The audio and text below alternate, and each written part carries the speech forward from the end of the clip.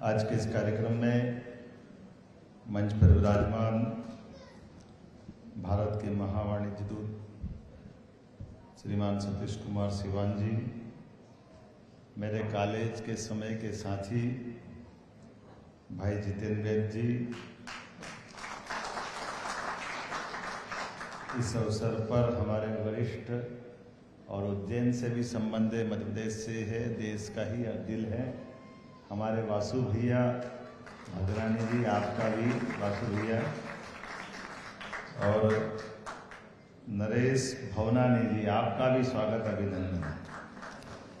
इस अवसर पर अभी अभी जिनने अपना वक्तव्य दिया, हमारे SCS संजय दुबे जी, माननीय Shivshekhar Shukla ji, PS tourism and culture industry के PS श्रीमान राघवेंद्र सिंह जी, आयुक्त डॉक्टर सुदाम खाड़े जी, डॉक्टर इलैयाराजा जी और सारा भारतीय, खास करके ये मेरा अपना परिवार है, आप सबको नमस्कार करता हूँ, आपका अभिनंदन करता हूँ। ये जितेंद्र भाई कॉलेज के समय इनको चुनाव के लड़ाया, जैसा छोड़ा था वैसे के वैसे ही बने हुए हैं, बदले नहीं है। हमारे लिए सौभाग्य की बात है, दुबई में मैं मान के चलता हूँ, मालवी में समझते हो तो मालवी भी, निमाड़ी, हमारे यहाँ राजस्थान के भी काफ़ी लोग हैं, गुजरात और ये सब पे असर आता है। हमारे यहाँ बई शब्द किसको कहते हैं? बई माँ को बोलते हैं और दुबई दो माँ को बोलते हैं।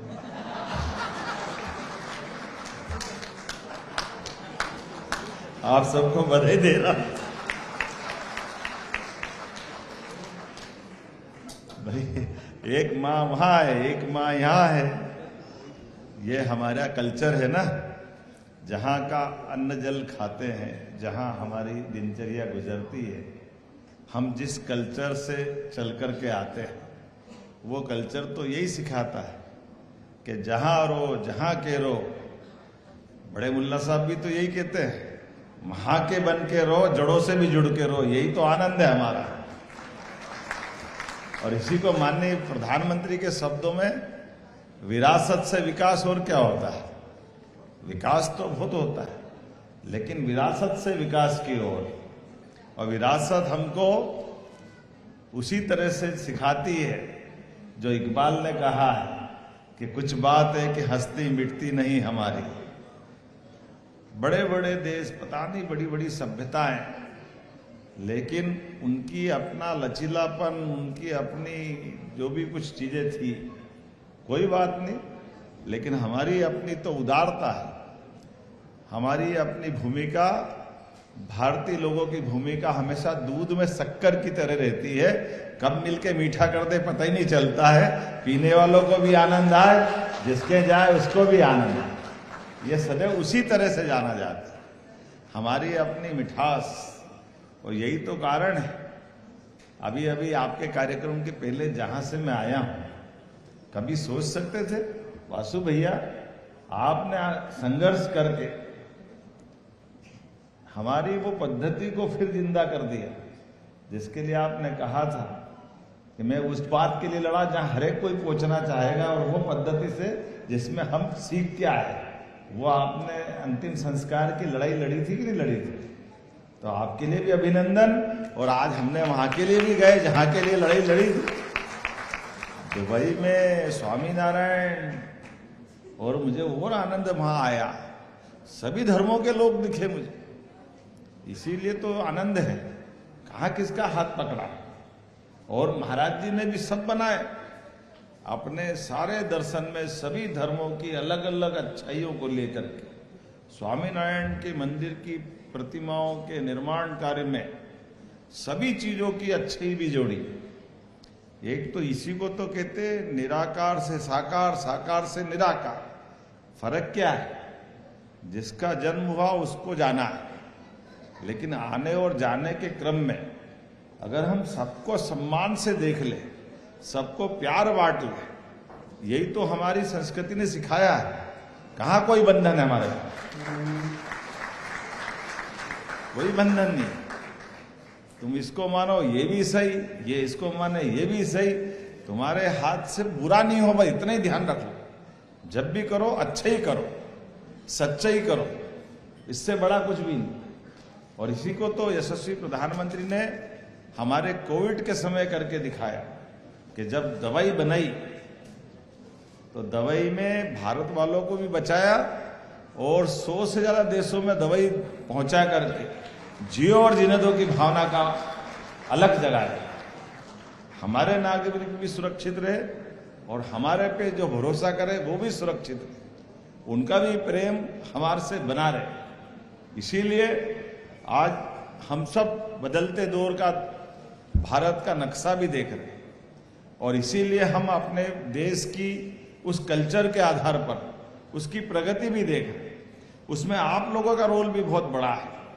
आप तो मैं मान के चलता हूं कि बॉर्डर पे सिपाही जैसे सेना का बॉर्डर पे बैठा जवान और खेत में काम करता किसान, वो वहां का भी महत्व रखता है।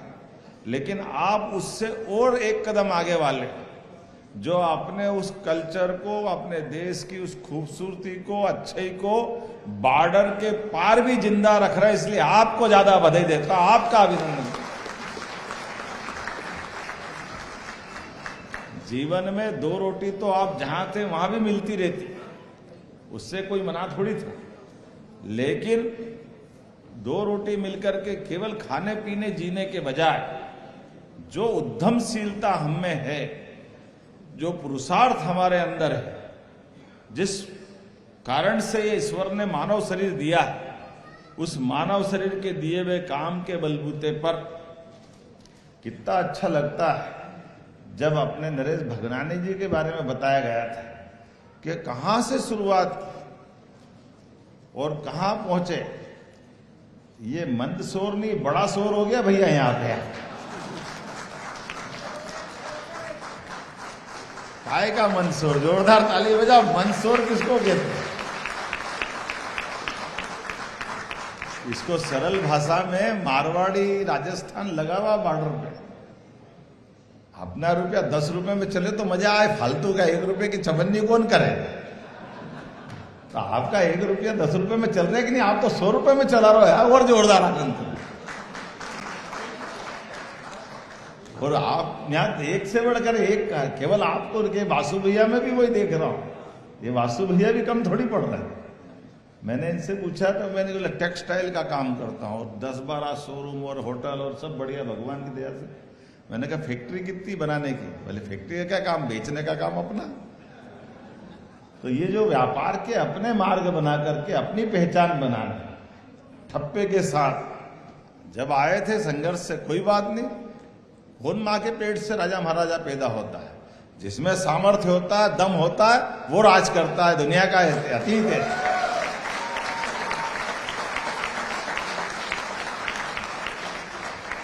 इसी को तो पुरुषार्थ कहते हैं। पुरुषार्थ क्या होता है? पुरुषार्थ तो इसी प्रकार का है। लोग कहते हैं धन कमाना है, तो धन काहे से कमाते जितेंद्र भैया? धन से धन। और मैं कह रहा हूं आप गलत बोल रहे हो तो नहीं। मैं अरे धन बुद्धि से कमाया जाता। धन तो बैंक में पड़ा, बहुत पड़ा, कितना भी पड़ा। धन की क्या कमी है? धन अगर धन से होता तो फिर कई धनी लोग ब्याज पे क्यों पैसे देते? जो आदमी धन से ब्याज का भी पूरा कर दे और अपने और पुरुषार्थ से आगे बढ़ाए और फिर आने वाली व्यवस्थाओं की चेन बना दे, वो सच्चे अर्थों में पुरुषार्थ ही है। उद्यमशील तो इसको ही कहते हैं ना। अपनी युक्ति बुद्धि से कहां से कहां। आजकल तो जमीन भी कम पड़ रही, आसमान पे लोग राज कर रहे हैं। आसमान से बिजनेस की बात सोच रहे हैं। बदलता समय, कहीं आसमान के ऊपर देख रहे हैं, कहीं पानी के अंदर जाके घुस के नीचे से देख रहे हैं। आज ही दुबई में भी देख के आए। पन्ना तो हमारे यहाँ, ये पन्ना जिला, लेकिन हीरा यहां बैठा था, हीरा के व्यापारी से मिलवाया। हीरा का सारा व्यापार यहां चल रहा है। मैंने कहा ये काम बढ़िया भाई। हमारे अपने ऐसे हीरे ढूंढ ढूंढ के आज दुबई में मिल रहे हैं, पूरे देश में मिल रहे हैं। यही तो मजा है। जिस प्रकार का समय बदला है, इस बदलते समय में ये बात भी सही है कि उद्यमशील पुरुषार्थी लोगों के लिए, यद्यपि जैसे ऐसा कहते हैं कि जो समझदार आदमी रहता है वो समय को पहले पकड़ लेता है, और समय को पकड़ने में, मैं माफ करना, उद्योगपति व्यापारी से बढ़ के कोई मौसम विज्ञानी नहीं है क्या? किधर की हवा बह रही है, किधर चलना चाहिए, और हवा सब बता रही कि भारत की चल रही है। जोरदार अभिनंदन माननीय मोदी जी के लिए।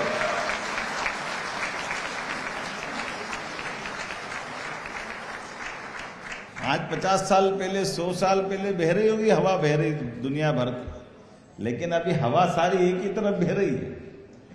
इधर से जाओ, उधर से जाओ, उधर से जाओ, उधर से जाओ, कहीं से भी जाओ, लेकिन भाया इंडिया ही जाना पड़ रहा है, और कहीं से नहीं जा रहा है, कोई रास्ता नहीं है। इधर से जाओ, उधर से जाओ, और सच्चे अर्थों में निर्गुण सम्मेलन के अगर कोई नेता है तो नरेंद्र मोदी जी है। जोरदार अभिनंदन करो हमारे अपने मोदी जी को।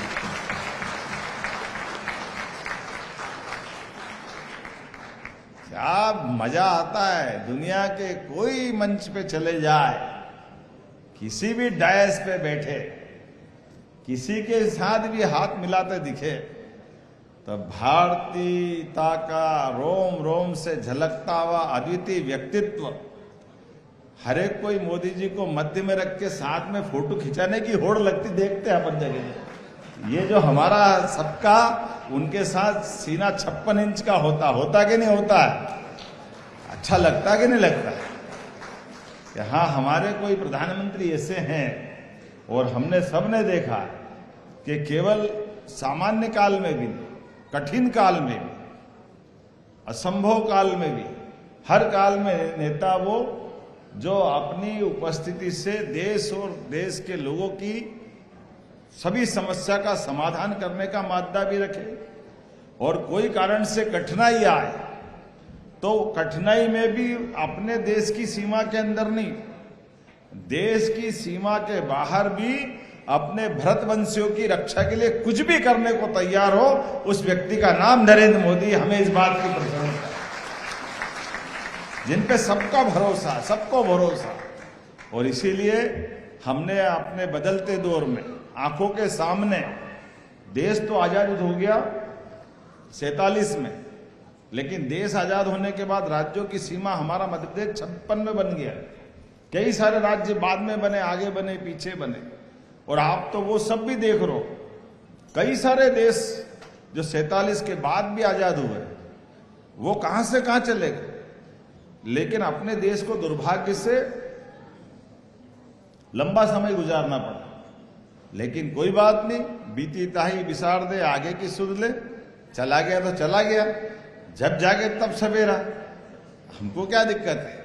लेकिन आंकड़ा देखो तो ध्यान में आएगा, कहां 1947 में भारत पूरे विश्व के परिदृश्य में 15 नंबर पे था, और 15 नंबर तक आते आते स्वर्गीय भारत में अटल बिहारी वाजपेयी जी का समय छोड़ दो, उस समय भी उनने तो 24 दलों की मिलकर सरकार चलाई। 24 दलों की सरकार चलाना, ये भी अपने आप में लोकतंत्र को फिर भी बचाए रखना। जोरदार अभिनंदन माननीय अटल जी के लिए। और आज के इस पूरे दुनिया के परिदृश्य में ऐसा उज्जवल धवल चरित्र भी, उनकी 100वीं जन्म शताब्दी चल रही है, कि लोकतंत्र के अंदर भारत की खूबसूरती कैसी है कि एक वोट से ही सही सरकार चली गई तो मुंह पे मलाल नहीं आया, वो अटल बिहारी वाजपेयी है। ये हमने सबने देखा। सरकार का मतलब नहीं है, नैतिकता बड़ी बात है, और उस नैतिक मूल्यों को बचाए रखने में अटल जी ने जो जीवन जिया है, और अटल जी के बाद अभी का समय आया, हम तो ये चकाचौंध भरी दुनिया में, वो ऊपर देखो तो टोपी नीचे निकल जाए अपने, तो इतनी तो मंजिली बिल्डिंग यहां दिख रही है, लेकिन ऐसे समय में भी जिनकी अपनी खुद की छत नहीं है, हमारे प्रधानमंत्री जी की, लेकिन हाँ, अब बदलते दौर की तस्वीर देखना भारत की, तो 4 करोड़ लोगों को पक्के मकान देने का बड़ा पुण्य का काम किसी ने किया, उनका नाम नरेंद्र मोदी जी। हमारा कोई भी धर्म हो, लेकिन मानवता कहती है कि कोई भूखा नहीं सोना चाहिए। ये कहने की बात नहीं। मुझे नहीं मालूम कि 80 करोड़ में कितने सारे देश अंदर आ जाएंगे। 200 देश में से 80 करोड़ की आबादी, कितने देश हो जाएंगे दूसरे छोटे मोटे मिलाओ तो? कितने हो जाते? 100 के आसपास तो हो ही जाएंगे। लेकिन 100 देशों के लोगों को रोज निशुल्क भोजन करा करके 28 तक का संकल्प फिर लिया है कि कोई भूखा नहीं सोना चाहिए, सारे पैसे सरकार देगी। एक संकल्प कोई कर सकता है, मोदी जी कर सकते हैं, ये भारत करके दिखा। और एक नहीं कितने उदाहरण भरे पड़े। हमारे राज्य के अंदर, राष्ट्र के अंदर भी चिंता पाल रहे हैं, और अगल बगल के देश में भी। श्रीलंका की कठिनाई का माहौल आया तो श्रीलंका को मदद करके उसकी मदद की। भूटान का डोकलाम के मामले में, अपने पड़ोसी के हितों के लिए भी। हाँ, हम कहते हैं कि हमारे पड़ोसियों से संबंध कैसे होना चाहिए, पड़ोसी की जान, पड़ोसी की कठिनाई में देश का नेता और देश के लोगों का चरित्र क्या होना चाहिए। ऐसी कई सारी बातें मैं बता सकता हूं, लेकिन वापस मध्य प्रदेश पे आते हैं। अपन जिस काम से आए उसकी बात भी कर लें। तो अब आपको अपनी बात तो मेरे अधिकारियों ने कर दी, अब मेरे समझ में नहीं आया। मेरे जितेंद्र वैद्य जी ने और इनने कह दिया कि साहब डायरेक्ट मुख्यमंत्री बोलेंगे। मैंने कहा तुम समझते नहीं भैया, ये दुबई के लोग ज्यादा समझते हैं, थोड़ा सावधानी रखो। सरकार में खाली मुख्यमंत्री बोले तो आम सभा हो जाती है, और सरकारी काम कब होता, पहले अधिकारी से बुलाओ फिर मुख्यमंत्री बोले तो सरकारी काम हुआ, नहीं तो फालतू की बात हो जाती। हम जो बोले, बुलाए, बताएं, उसको सरकारी भाषा में भी तो रखने वाला आदमी चाहिए। चाहिए कि नहीं चाहिए? होना चाहिए कि नहीं होना चाहिए? तो ये पक्का मान लो। लेकिन मुख्यमंत्री के माध्यम से मैं एक बात जरूर आपसे कहना चाहता हूं। हमारी सरकार बनने के बाद एक एक करके सभी विभागों में हमने सारी पारदर्शिता की नीतियां लागू करते हुए, व्यापार व्यवसाय में कौन सा भी क्षेत्र आप व्यापार करने का बढ़ाओ, जिस भी क्षेत्र में बढ़ना चाह रहे हो, मध्य प्रदेश सरकार ने अपनी सारी पारदर्शिता के आधार पर इतनी साफ सुथरी नीतियां बनाई है। आज मैं दिन में गया था, पहले हरियाणा के थे, आजकल वो गुजरात में व्यापार कर रहे हैं। उनने वहां हमारी सोलर पैनल की लैंड के लिए आवेदन किया, और कितनी जमीन, 55 एकड़ जमीन उनने ली, और उनने कहा कि 2 महीने बाद तो हमारा लोकार्पण का टाइम आ जाएगा। तो उनने कहा कि ऐसी सरकार नहीं देखी कि जमीन का आवंटन भी हो गया और सारा काम हो गया और हमको कुछ भी नहीं कहना सुनना पड़ा किसी को। ये एक नहीं, ऐसे कई सैकड़ों लोग मिले। मैंने धन्यवाद दिया कि अच्छा हो मेरी आज आपसे आंख मिली कि आपने भी हमारे यहाँ निवेश कर दिया क्या। इतना जबरदस्त माहौल चल रहा है कि आज किसी क्षेत्र में आप बताइए, फैक्ट्री आप डालो। अभी तक तो हमने सिंगापुर, दुबई इसी में सुना था कि निवेशकों के लिए आकर्षक सारी नीतियां होने के बाद भी हम निवेशकों से कह रहे हैं कि आप आओ, आने के बाद अपने ऑफर दो। और ऑफर में आपने कहा कि मैं मान लो इंडस्ट्री लगाना चाहता हूं, और इंडस्ट्री के लिए मान के चलो कि बिजली का कनेक्शन ही मुझे अगर लेना है, और बिजली के कनेक्शन में मैं अगर निवेश कर रहा हूं तो बड़ा कनेक्शन लूंगा, बड़ी फैक्ट्री लगाऊंगा, तो पहले दिन से बिजली का कनेक्शन का एवरेज बिल तो ज्यादा आने लग जाएगा। अब मेरी फैक्ट्री बनेगी 2 साल 3 साल में, तो बिजली के बिल से ही मेरी तो हालत खराब हो जाएगी। तो हमने कहा चिंता मत करो, ऐसे ऑफर जो अच्छे लेके आ रहा हो। तो हमने कहा कि ये सरकार की पॉलिसी के आधार पर आपसे बात कर रहे हैं, लेकिन सरकार की पॉलिसी के बाहर मैं मुख्यमंत्री के नाते से हमारी कैबिनेट कमेटी की सब कमेटी आधारित CCIP के माध्यम से अगर आपने ऑफर दिया कि मैं 500 करोड़ से ऊपर निवेश करना चाहता हूं या रोजगार पर इंडस्ट्री में 100 करोड़ 200 करोड़ का निवेश करना चाहता हूं, तो हमने कहा कि आपने कहा मैं 3 साल बाद, अभी 8 रुपए बिजली का बिल का यूनिट आ रहा है, तो हमने कहा अभी आप जितने देना चाहो, 2 रुपए दो तो 2 रुपए ले लेंगे, जब फैक्ट्री लगेगी तब 8 ले लेंगे। ये छूट देने का अधिकार हमारे माध्यम से आप सबके लिए भी। और न केवल बिजली का बिल, आप रोजगार परक इंडस्ट्री लगाना चाहते हो जिसमें भारत में अपने मध्य प्रदेश वालों को रोजगार देना चाहते हो, तो फैक्ट्री आपकी रहेगी, लेबर आपकी रहेगी। लेबर के लिए भी प्रति लेबर 5,000 रुपया महीना 10 साल तक सरकार आपके साथ देने को तैयार है हमारे कारखाने चलाने के। जमीन, मेडिकल कॉलेज अगर आप खोलना चाहते तो मेडिकल कॉलेज में हॉस्पिटल हमारा सामने रहेगा, डॉक्टर, बाकी सारे स्टाफ, और 25 एकड़ जमीन लगती है मेडिकल कॉलेज के लिए।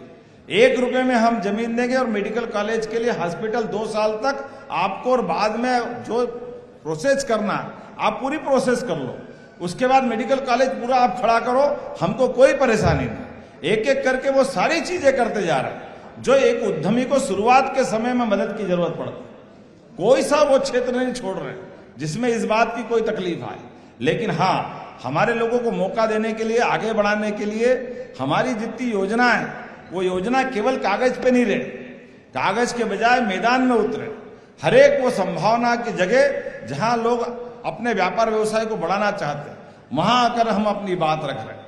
इसलिए देश के अंदर भी, क्या हमारा तमिलनाडु, क्या बेंगलोर या कोई राज्य, सूरत, गुजरात, अहमदाबाद, राजस्थान का जोधपुर, सभी राज्यों में भी रोड शो करते हुए हमारी सारी नीति सबके बीच ला रहे हैं। और उसका परिणाम क्या आया, हमारे अपने राज्य के अंदर भी छोटे छोटे स्थान पर, संभाग केंद्र पर, जिला जिला केंद्र पर इन्वेस्टर समिट लगातार कर रहे हैं। और उसका परिणाम आया कि जब फरवरी में हमने अपने 1 साल का चक्र घुमाया तो 30 लाख करोड़ के निवेश के आशय पत्र मोदी जी के सामने संपन्न हुए भोपाल के अंदर। ये मध्य प्रदेश पे भरोसा आया। आज तक इतना बड़ा हमारा कोई ऐसा आयोजन नहीं हुआ, और उसके बाद भी हम रुके नहीं, थके नहीं, लगातार चल रहे हैं इसी प्रकार से। तो मैं मान के चलता हूं, आज आप सूरत के अंदर के बाद, सूरत के बाद आप जोधपुर, जोधपुर के बाद अब हम दुबई पे आए, और दुबई के बाद हम स्पेन भी जाने वाले। पहले विदेश में जर्मनी, जापान, इंग्लैंड, लगातार ये क्रम चल रहा है। तो मैं मान के चलता हूं आपके अपने ये रिश्ते और मजबूत करने के लिए यहां भी रोजगार करो, यहां भी काम बढ़ाओ, लेकिन मध्य प्रदेश आपको बुला रहा है। ये निमंत्रण देने आपको बीच में आया हूं कि आइए मध्य प्रदेश से जुड़े सभी प्रकार की व्यवस्थाओं में। अगर आप टूरिज्म के सेक्टर में आना चाहते हैं तो टूरिज्म में आप 100 करोड़ की होटल खोलते हो तो 40 करोड़ का हमारा उसमें आपको इंसेंटिव दे रहे हैं। 40 करोड़ का, मेरे को लगता नहीं है, 30 करोड़ का। 100 करोड़ में 30 करोड़ पहले दिन ही फ्री। किसको कहते हैं, मामूली बात है क्या? आप अपने चरणबद्ध रूप से काम करो, और उससे ही नहीं, कोई इंडस्ट्री डालो किसी प्रकार की, जितनी बड़ी इंडस्ट्री डालना चाहते हो। अगर हमारे पास उस तरह की अलग अलग रचना बनाई है, और उसके बावजूद भी प्रति मंगलवार उद्योगपतियों से सोमवार मंगलवार भोपाल में सीधी संवाद करते हैं, सभी प्रकार के, कोई क्षेत्र नहीं छोड़ रहे। मैं मान के चलता हूं आज का हमारा आयोजन, ये प्रवासी भारतीयों का फ्रेंड्स ऑफ एमपी संवाद, इसी भावना को रख करके संपन्न हो रहा है। मेरी अपनी ओर से आप सबका आभार, धन्यवाद, बहुत बहुत धन्यवाद।